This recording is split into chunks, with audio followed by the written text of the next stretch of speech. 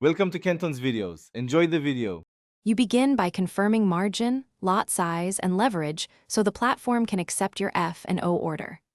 Once done, calculate your position size based on a fixed risk percent of your capital.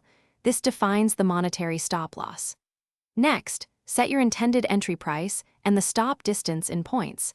Enter a primary market or limit order immediately so the stop can reference a concrete entry. Make sure to note tick value and lot multiplier because they determine true risk exposure.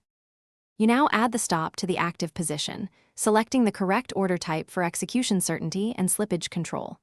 If you pick stop limit, provide both trigger and limit prices. If you prefer immediate exit, choose stop market to prioritize execution.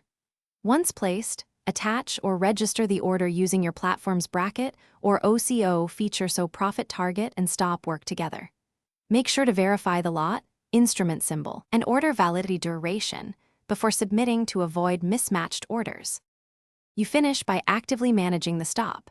Trail it using ATR or fixed point increments as the trade moves in your favor to lock profits and reduce risk. Make sure to monitor margin, mark-to-market changes, and expiry or rollover costs. Adjust stops before contract expiry to avoid assignment.